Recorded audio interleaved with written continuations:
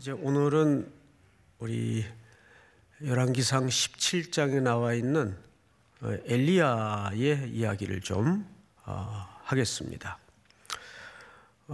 당신은 하나님의 히든 카드입니다라는 주제 속에 과연 엘리야에게 그런 개념이 담아져 있을까?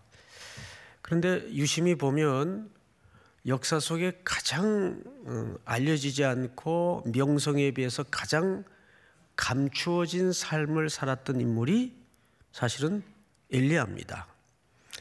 엘리야는 히브리인들에게 모세와 버금가는 중요한 인물이에요. 그런데 성경에 보면 그닥 엘리야에 대한 구체적인 소개라든지 명성에 걸맞는 배경을 이야기한다든지 1절 없어요. 자, 우리 첫 절을 좀 볼까요? 단순히 이렇게 소개를 시작하죠. 길르앗에 우거하는 자 중에 디셉 사람 엘리야가, 이 길르앗이라는 지명을 봐서 학자들은 거의 므낫세 지파 중에 한 사람이겠다라고 봅니다. 왜냐하면 이 길르앗이 므낫세 지역에 있어요. 당시에는 오늘날처럼 거주지를 그렇게 쉽게 흔히 왔다 갔다 하던 시대가 아니거든요.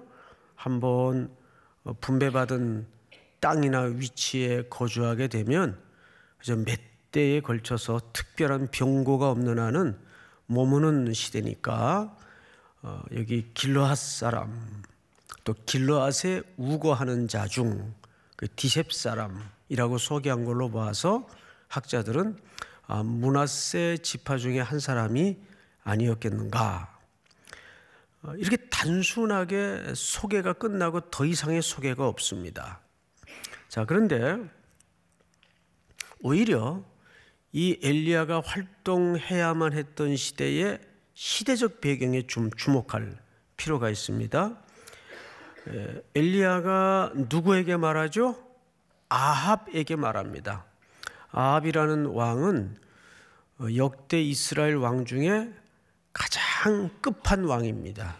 오므리 왕조의 아들인데 이 왕은 우상숭배뿐만 아니라 악하기로 정평이 나 있는 끝판왕입니다.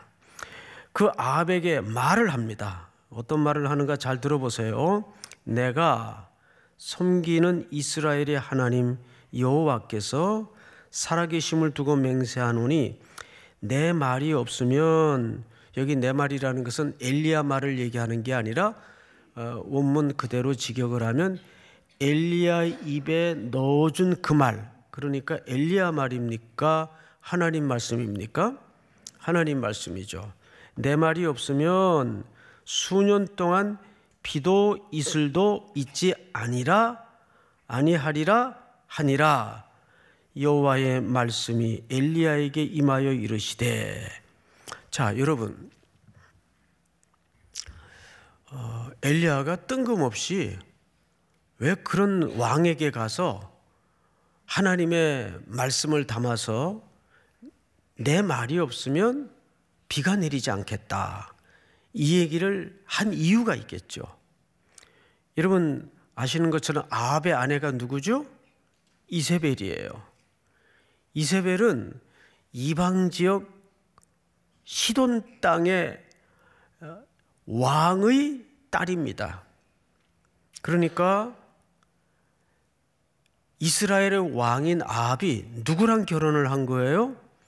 이방 땅에, 그것도 시돈 땅, 이방 땅이죠.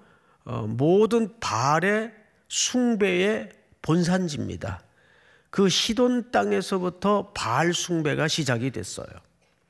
그럼 바알 숭배는 사실 뭘 주로 타켓으로 숭상하는 종교인가 하면 구름을 지배하는 종교입니다. 이게 무슨 손오공 계열도 아니고 구름을 지배하는 종교예요. 그러다 보니까 그 바알은 뭘 주관하는 신으로 사람들이 인식을 했을까요? 비. 비는 결정적으로 고대 시대에 무엇과 맞물릴 수밖에 없습니까? 농사, 먹거리. 그러니까 아합이 사실 시돈 왕 이세벨과 왕 딸의 그 이세벨과 결혼을 하게 된 그 사연 속에도 이런 국가적인 먹거리 문제, 경제 문제와 맞물려 있는 거예요. 그러면 이스라엘은 누구를 의지하면서 국가 경영을 해야 옳은 거죠? 하나님. 그런데 오므리 왕조의 아들 중에 하나인 이 아합이 들어서면서 결혼서부터 이상한 결혼을 하기 시작합니다. 아시는 것처럼 솔로몬 왕국도 결국 왜 그런 패착이 시작이 되었죠? 솔로몬이 이스라엘의 왕이 되자마자 제일 먼저 한 일이 바로의 딸과 바로 결혼을 했습니다. 그 이유가 뭐였을까요? 나라의 국방과 경제를 애굽에 의존하겠다는 정략적이고 정치적인 계산이 그 속에 깔려 있었던 겁니다. 그래서 성경을 읽다가 하나님이 세운 이스라엘의 왕들의 혼례의 질서나 가치관을 들여다보면 그 나라 상태가 지금 어떤 상태인가를 대충 알 수가 있는 거죠. 그러니까 여기 아합 때 바로 엘리야가 활동하던 때입니다. 그런데 그 엘리야가 아합에게 가서 하나님의 말씀을 빌려서 한 내용이 뭐냐 하면, 그래서 내 말이 허락되지 아니하면 뭐라고 되어 있죠? 내 말이 없으면 수년 동안 비도 이슬도 있지 아니하리라 하니라. 이건 이제 죽자고 달려든 거예요. 그러니까 엘리야는 하나님의 심정을 담아서 무슨 얘기를 선포한 겁니까? 바알이 비를 주는 게 아니다. 믿습니까? 그 비의 모든 근원은 하나님께 있다는 걸 그렇게 설명하는 거예요. 자, 성경을 마저 보십시다. 3절, 2절부터 읽겠습니다. 여호와의 말씀이 엘리야에게 임하여 이르시되 너는 여기서 떠나 동쪽으로 가서 요단 앞 그릿 시냇가에 숨고 그랬어요. 이제 엘리야를 숨겨버립니다, 하나님께서. 근데 어디에 가서 숨으라고 되어 있죠? 그릿 시냇가. 자, 앞을 잠깐 보실까요? 여기 시냇가라고 되어 있는데 이걸 보통 이제 히브리 사람들은 와디라 그럽니다. 와디. 와디는 뭐냐면 요단강 줄기에서 더 가늘게 갈라진 물줄기를 얘기합니다. 그래서 이 와디라는 물줄기는 결정적으로 어디 영향을 받을 수밖에 없는가 하면 요단이 마르면 이것도 말라요. 그래서 그 요단강의 본류의 물줄기보다 더 가늘은 셋강 정도도 안 되는 아주 작은 물줄기입니다. 근데 글로 가서 숨으라는 거예요. 왜 그럴까요? 여러분 신명기 28장을 좀 띄워주실까요? 신명기 28장 좀 읽겠습니다. 자, 우리 한번 같이 읽어볼까요? 시작. 여호와께서 너를 위하여 하늘의 아름다운 보고를 여시사 내 땅에 때를 따라 비를 내리시고 내 손으로 하는 모든 일에 복을 주시리니 내가 많은 민족에게 꾸어줄지라도 너는 꾸지 아니할 것이요. 네, 분명히 신명기 말씀 속에서 하나님은 이 가나안 땅에 들어갈 하나님의 자녀들에게 계명을 말씀하시면서 여호와께서 너를 위하여 하늘의 아름다운 보고를 여시고 네 땅에 때를 따라 뭐를 내리시고 바알이 주는 거예요? 하나님이 주시는 거예요.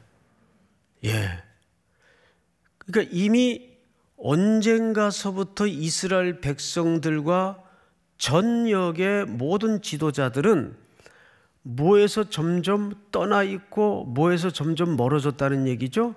하나님의 말씀에서 점점 무시하고 멀어져 있다는 얘기예요. 그러니까 그런 결혼을 서슴없이 하고 그런 결정을 서슴없이 하는 겁니다. 그러니까 그들은 이 세상에 비를 주시는 근원에 부는 하나님이신데 자기들의 경제와 먹거리와 직접적 연결이 돼 있을 수밖에 없는 이 비의 문제를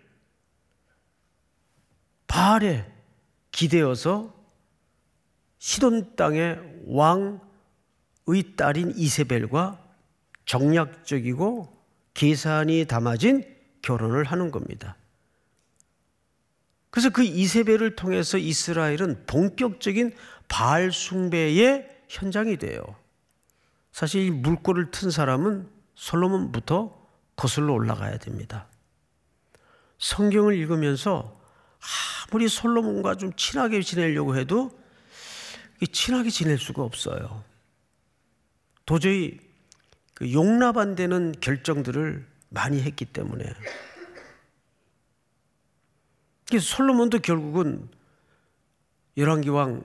열왕기상 3장에 결혼하자마자 바로의 딸을 아내로 데려와서 애굽의 사위가 되잖아요. 자, 그러면 그 앞에 16장, 열왕기상 16장 본문을 좀 한번 띄워주실까요? 제가 좀 읽겠습니다. 그 앞에 배경입니다. 유다의 아사왕 제 38년에 오므리의 아들 아합이 이스라엘의 왕이 되니라. 오므리의 아들 아합이 사마리아에서 22년 동안 이스라엘을 다스리니라. 여러분 한번 같이 읽읍시다. 시작. 오므리의 아들 아합이 그의 이전의 모든 사람보다 여호와 보시기에 악을 더욱 행하여. 예, 제가 아까 끝판왕이라 그랬죠. 다음 절. 느밧의 아들 여로보암의 죄를 따라 행하는 것을 오히려 가볍게 여기며 시돈 사람의 왕 엣바알의 딸 이세벨을 아내로 삼고 바알을 섬겨 뭐하고 예배하고. 또 다음 절 시작. 사마리아에 건축한 바알의 신전 안에 바알을 위하여 제단을 쌓으며. 다음 절 제가 읽습니다. 또 아세라 상을 만들었으니 그는 그 이전의 이스라엘 모든 왕보다 심히 이스라엘 하나님 여호와를 노하시게 하였더라. 다음 절 시작. 그 시대에 베델 사람 히엘이 여리고를 건축하였는데 그가 그 터를 쌓을 때에 맏아들 아비람을 잃었고 그 성문을 세울 때에 막내 아들 수굽을 잃었으니 여호와께서 눈의 아들 여호수아를 통하여 하신 말씀과 같이 되었더라. 자, 이 34절이 사실 이 시대가 어떤 시대였는가를 가장 잘 드러내는 단서입니다. 그 시대에, 그러니까 아합의 시대죠. 그 시대에 베델 사람 히엘이 여리고를 건축하였는데 여리고는 건축하면 안 돼요. 자, 그 이유를 나중에 설명을 드릴게요. 그가 그 터를 쌓을 때 맏아들 아비람을 잃었고 그 성문을 세울 때에 막내 아들 수굽을 잃었으니. 자, 여러분 잘 보세요. 터를 쌓으면 이제 공사 시작의 기간이죠. 시작할 때 누굴 잃어요? 맏아들을 잃어요. 맞죠? 맏아들 아비람을 잃었고 성문을 세울 때는 공사 끝날 때란 말이에요. 그때는 막내 아들을 잃어요. 그럼 첫 아들 잃을 때 공사를 어떻게 해야 옳았습니까? 멈추었어야 옳았죠. 자, 이 이유는 우리 좀 복잡하지만 정신적 인내를 가지고 우리 여호수아서 6장을 한번 좀 보십시다. 제가 읽겠습니다. 여러분 읽어주시기 바랍니다. 시작. 7번째에 제사장들이 나팔을 불 때에 여호수아가 백성에게 이르되 외치라 여호와께서 너에게 이 성을 주셨느니라. 이 성과 그 가운데 있는 모든 것은 여호와께서 온전히 바치되 기생 라합과 그 집에 동거하는 자는 모두 살려주라. 이는 우리가 보낸 사자들을 그가 숨겨 주었음이니라. 시작. 너희는 온전히 바치고 그 바친 것 중에서 어떤 것이든지 취하여 너희가 이스라엘 진영으로 바치는 것이 되게 하여 고통을 당하게 되지 아니하도록 오직 너희는 그 바친 물건에 손대지 말라. 은금과 동철 기구들은 다 여호와께 구별될 것이니 그것을 여호와의 곳간에 드릴지니라 하니라. 다음 절 시작. 이에 백성은 외치고 제사장들은 나팔을 불매 백성이 나팔 소리를 들을 때에 크게 소리질러 외치니 성벽이 무너져 내린지라. 백성이 각기 앞으로 나아가 그 성에 들어가서 그 성을 점령하고 그 성 안에 있는 모든 것을 온전히 바치되 남녀노소와 소와 양과 나귀를 칼날로 멸하니라. 다음 절 시작. 여호수아가 그 땅을 정탐한 두 사람에게 이르되 그 기생의 집에 들어가서 너희가 그 여인에게 맹세한 대로 그와 그에게 속한 모든 것을 이끌어내라 하매. 다음 절. 정탐한 젊은이들이 들어가서 라합과 그의 부모와 그의 형제와 그에게 속한 모든 것을 이끌어내고 또 그의 친족도 다 이끌어내어 그들을 이스라엘의 진영 밖에 두고 시작. 무리가 그 성과 그 가운데에 있는 모든 것을 불로 사르고 은금과 동철 기구는 여호와의 집 곳간에 두었더라.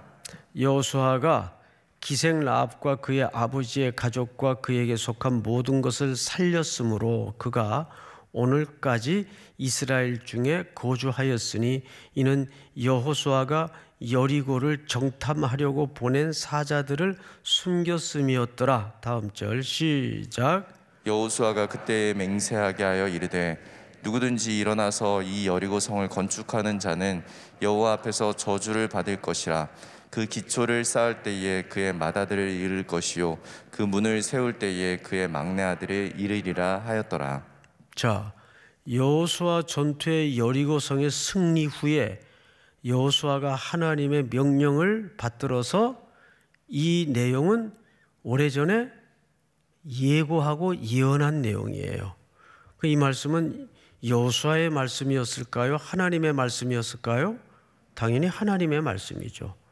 그런데 지금 우리가 확인한 열왕기상 16장 34절을 다시 띄워주세요.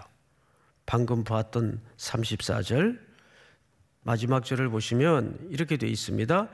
그 시대에 베델 사람 히엘이 어디를 건축해요?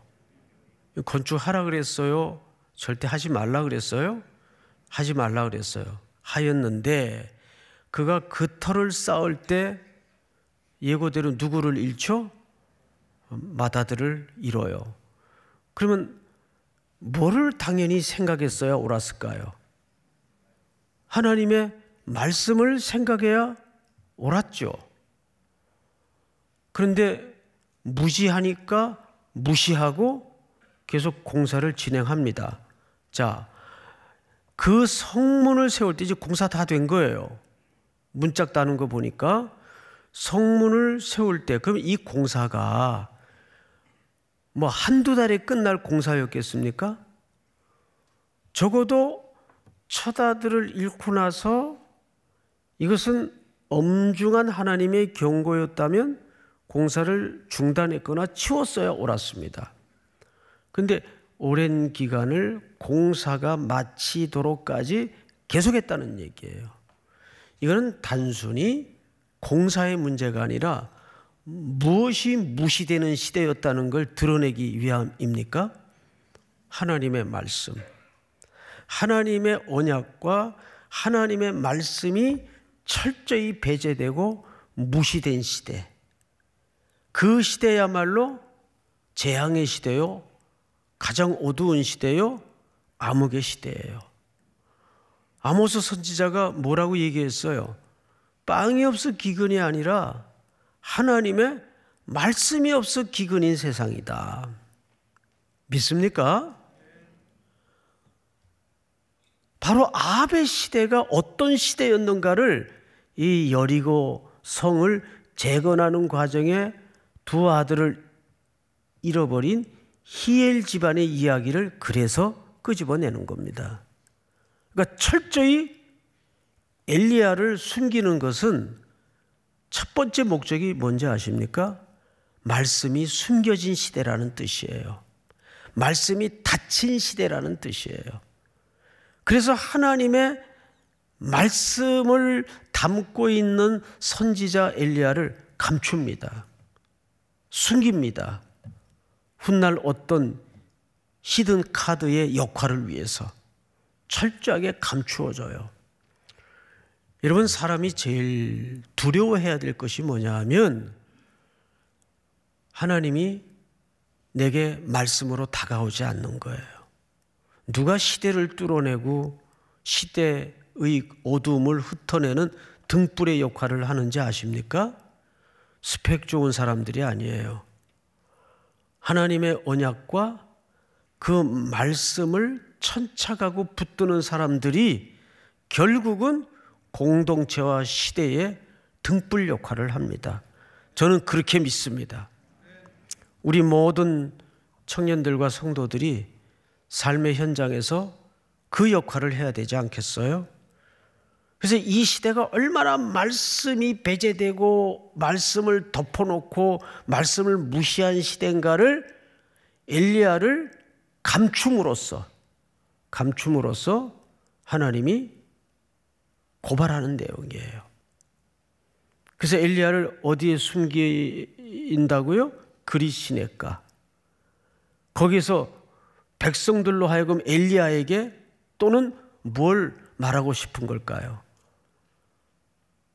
바알이 비를 내리는 것이 아니라 하나님이 말리게도 하시고 비도 주실 수 있는 분이라를 모든 백성들에게 그런 행위적 메시지를 통해서 그 시대에 설명하고 싶었던 거죠. 그래서 코로나 탁 터지니까 뭐 성도들도 그렇고 목회자들도 그렇고 저마다 불운한 소리만 쏟아내요. 위기다, 위기다. 여러분, 입 밖으로 절대 그런 표현을 쓰지 마세요. 제가 한번 여쭤볼게요. 하나님의 시간에 무의미한 시간이 있을 수 있을까요? 그런 시간은 있을 수 없어요. 이 코로나 시기야말로 하나님은 전 세계의 교우들에게 사실은 그동안 너무 과잉되고 과열되고 과장되었던 모든 사역에 거품을 빼는 기간이었습니다. 목회자서부터 동분서주 바쁘기 때문에 언제 본질적 질문을 하나님과 대면하에 앉아서 할 틈이 어디 있었어요? 올 수도 없고 갈 데도 없어지니까 그제서야 우리는 스스로 하나님과 마주 앉아서 참된 교회란 뭔가? 참된 예배의 본질은 뭔가? 이런 질문들을 그제서야 하기 시작했습니다. 위기라고 보세요? 위기 아닙니다. 하나님이 엘리야에게 말씀을 물려서 그 혼돈과 어둠으로 가득한 우상 숭배의 전성기 시대였던 그 시대를 향해서 전면전을 사실 선포하는 거예요. 어떻게 함으로써? 엘리야를 감춤으로써. 그런데 성경을 잘 보세요. 여기 역설이 일어나는데 3절 너는 여기서 떠나 동쪽으로 가서 요단 앞 그리 시냇가에 숨고 그 시냇물을 마시라. 내가 까마귀들에게 명령하여 거기서 너를 먹이게 하리라. 여러분, 레위기서에 보면 자, 레위기서를 한번 좀 띄워주실까요? 말똥가리와 말똥가리 종류와 까마귀 종류와 다음 절, 이 두 절밖에 없네요. 이 종류는 어떤 부류로 따로 분류가 되냐 하면 부정한 것들입니다. 까마귀는 부정한 거예요. 일본 가니까 이렇게 까마귀가 많더라고요. 근데 거기서는 까마귀를 길조로 또 이해를 하는 문화가 있습니다.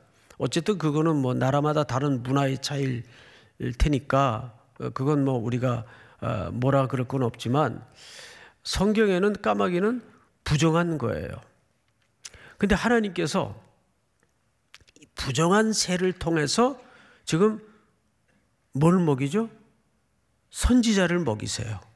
4절을 다 같이 한번 읽어볼까요? 4절 시작. 그 시냇물을 마시라. 내가 까마귀들에게 명령하여 거기서 너를 먹이게 하리라. 네, 이 뜻은 어떤 함의를 담고 있을까요? 여러분, 하나님은 만물의 주권자이기 때문에 이런 부정한 것들을 통해서도 하나님의 선지자와 백성들을 먹일 수 있고 돕게 할 수 있고 돌아보게 하실 수 있다는 하나님의 전적인 주권을 이런 식으로 설명을 하는 거예요. 그렇지 않습니까, 여러분? 베드로가 환상을 보았는데도 안 가겠다고 하니까 하나님께서 그림을 보여주시죠. 내가 정하다고 했는데 네가 왜 그거를 정하다 부정하다 구분을 하느냐? 만물의 창조주와 주권자가 누구시라는 뜻이에요? 하나님. 그래서 우리 지난주에도 그런 설명을 아침에 들었죠. 우리가 이 땅에 살면서 그리스도인들끼리만 어울리고 모여서 살 수는 없는 거예요. 안 믿는 사람들을 통해서도 하나님은 당신의 백성들을 돌아보시게 하고 유익해 하실 수 있는 분이 하나님이세요. 그래서 모든 이들을 대할 때 누구에게 하듯 하라고 말씀드렸죠? 주께 하듯 하라. 주께 하듯 하라. 자, 5절을 보십시다. 그가 여호와의 말씀과 같이 하여 곧 가서 요단 앞 그리 시냇가에 머물 때 까마귀들이 아침에도 떡과 고기를 저녁에도 떡과 고기를 가져왔고 그가 시냇물을 마셨으나 7절 다 같이 시작. 땅에 비가 내리지 아니하므로 얼마 후에 그 시내가 마르니라. 네, 얼마 후에 시내가 말라요. 이거는 굉장히 불길한 그림으로 이스라엘이 끝날 것을 사실상 암시하는 거예요. 그러자 시내마저 말라버리자 하나님이 선지자를 어디로 옮깁니까? 8절 여호와의 말씀이 엘리야에게 임하여 이르시되 너는 일어나 어디로 가서 시돈에 속한 사르밧으로 가서 거기 머물라. 그래서 그 유명한 사르밧 과부의 기적의 사건이 등장을 하는 거예요. 근데 여기는 이스라엘 땅입니까? 이방 땅입니까? 이방 땅이에요. 뭘 뜻할까요? 여기에 구약적 관점에서 선교의 개념이 담아지는 거예요. 이제 하나님의 백성이요 하나님의 약속된 땅에서 하나님의 말씀이 덮여지고 무시되고 순종되어지지 않으니까 하나님께서 그 말씀의 촛대를 이방 땅으로 옮기는 거예요. 시내가 마르자 선지자를 말씀이 담아져 있는 선지자를 이방 땅으로 옮겨요. 이것은 구약의 관점에서 이방 땅에까지 하나님의 영광이 흘러가고 하나님의 복음이 선포될 것을 암시하고 있는 거예요.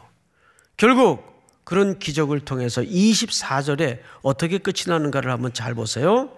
24절 다 같이 시작. 여인이 엘리야에게 이르되 내가 이제야 당신은 하나님의 사람이시오 당신의 입에 있는 여호와의 말씀이 진실한 줄 아노라 하니라. 이 여인은 엘리야를 통해서 하나님께 은혜를 입었던 사르밧 과부의 고백입니다. 자, 그러면 이방 땅의 여인이 뭘 인정해요? 하나님의 말씀은 참되다는 것을 고백하고 인정합니다. 그런데 정작 자기 백성과 약속의 땅에서는 이 말씀이 배제되고 덮어지고 무시되는 이런 내용을 17장은 고스란히 담아내고 있는 거예요. 그래서 17장 전체에 걸쳐서 아주 자주 등장하는 표현을 마지막으로 한번 짚어드리겠습니다. 자, 눈으로 따라서 와보시기 바랍니다. 1절, 길르앗에 우거하는 자 중에 디셉 사람 엘리야가 아합에게 어떻게 했죠? 말하되, 그리고 하나님의 말씀을 대변해서 내 말이 없으면, 2절, 여호와의 말씀이 엘리야에게 임하여, 그 다음에 또 5절, 그가 여호와의 말씀과 같이 하여, 또 8절, 여호와의 말씀이, 14절 다 같이 시작. 이스라엘의 하나님 여호와의 말씀이 나 여호와가 비를 지면에 내리는 날까지 그 통의 가루가 떨어지지 아니하고 그 병에 기름이 없어지지 아니하리라 하셨느니라. 그가 가서 엘리야의 말대로 하였더니, 그리고 건너뛰어서 24절, 여인이 엘리야에게 이르되 내가 이제야 당신은 하나님의 사람이시요 당신의 입에 있는 여호와의 말씀이 진실한 줄 아노라 하니라. 결국 최종적 결론이 뭐예요? 그 시대가 하나님의 말씀을 얼마나 무시하고 그 말씀에 대해서 그 결과로 무지해 있는가. 여호수아 쪽부터 경고했던 말씀이 무시되고 배제되니까 그대로 재앙이 그 집안에 임해요. 똑같은 겁니다. 결국 이 시대를 어둠을 걷어내고 역사의 물줄기를 새롭게 틀 수 있는 비결은 엘리야라는 탁월한 영성 있는 사람이 아니에요. 뭐가 관건이죠? 하나님의 말씀에 붙들린 사람이 필요한 겁니다. 믿습니까? 제가 이제 오전에, 오늘 오전에 이제 새벽 예배 마치고 기차로 대구에 잠깐 갔다 와야 돼요. 잠깐 갔다 올 거예요. 이제 여러분들이 지난번 그 헌금하신 그 추수감사 헌금을 상당한 액수의 일부를 지금 지방신학교라고 합니다. 지방에 있는 신학교들을 두 가지 큰 어려움에 봉착해 있는데, 일단 입학생이 엄청 줄어요. 그러다 보니까 교단적 지원도 없는데 교회가 돕지 않으면 학교 존립이 어려운 상황입니다. 지금 모든 서울에, 인서울에 있는 신학대학도 마찬가지예요. 제가 한 달 전에 체프를 인도하러 갔는데 총장님이 후원 이사장님까지 오셔서 그 학교 운영에 대한 고통을 정말 리얼하게 설명을 하시더라고요. 그래서 오늘 오전에 내려가서 여러분들이 건네준 그 헌금을 등록 못하는 그 가난한 학생들의 그 장학금으로 전달하려고 잠깐 다녀올 겁니다. 점점 목회자 지원수가 줄어들어요. 뭐 한때는 뭐 어마어마하게 그 비율이 높았어요. 이제는 거의 1:1입니다. 이제는. 저희 때는 뭐 재수, 삼수는 밥 먹듯 했어요. 신대원 한번 들어가려면. 이제는 이 길을 가겠다고 나서는 종들이 점점점 줄어듭니다. 그런데 이것은 단순히 학교가 줄어드는 데 끝나질 않고 한국교회 지도자 양성에 상당한 위기의 암시를 가지고 있는 거예요. 이 시대가 지금 그렇습니다. 특별히 오늘은 여러분들과 두 가지 정도를 함께 기도했으면 좋겠어요. 이 땅에 주의 종들을 양육해내는, 그래야 그분들이 건강히 배출돼야 한국 교회가 건강해집니다. 그 신학교를 위해서, 그 신학교의 그 가난한 운영에 이바지할 수 있도록 위해서 기도해 주시고, 특별히 그 역할은 신학생들에게만 맡겨진 역할이 아니고 우리 각자에게도, 하나님, 제가 이 혼탁하고 바알을 숭상하는 이 시대 속에 던져져 있는데 그 시대를 뚫어낼 수 있는 유일한 해답은 살아있는 하나님의 말씀밖에 없습니다. 이 말씀이 나를 떠나지 않도록 도와주시고 내 호흡 하나, 걸음 한 발자국까지 하나님의 언약의 말씀에 붙들린 행보가 될 수 있도록 이끌어 주시옵소서 하는 마음으로 기도했으면 좋겠어요. 우리 다 일어나셔서 우리 찬양 하나 같이 하고 기도하십시다. 주는 완전합니다.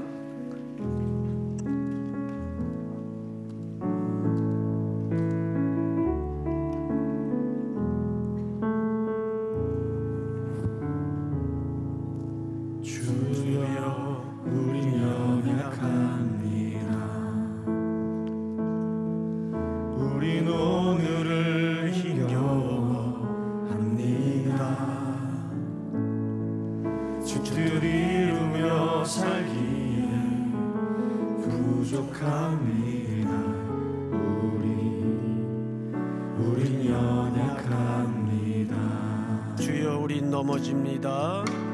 주여 우린 넘어집니다. 오늘 하루 또 실수합니다. 주의 긍휼을 구하는 죄인입니다.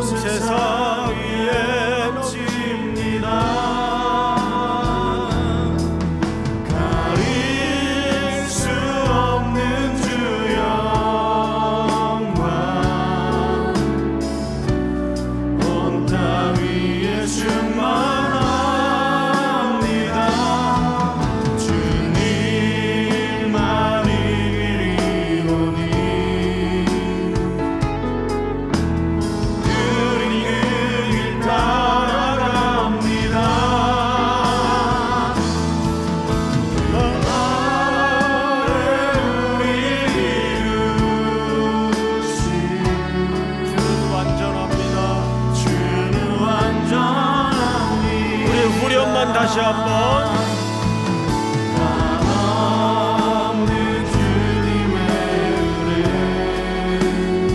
온 세상 위에 가득하게 하여 주시옵소서.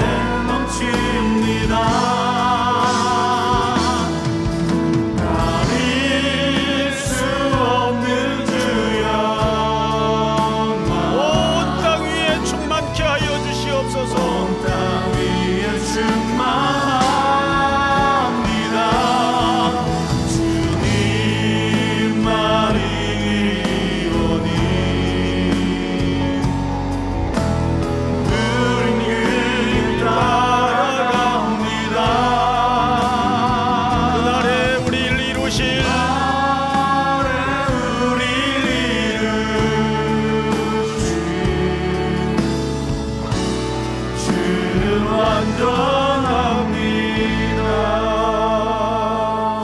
서신 채로 다 같이 눈을 감고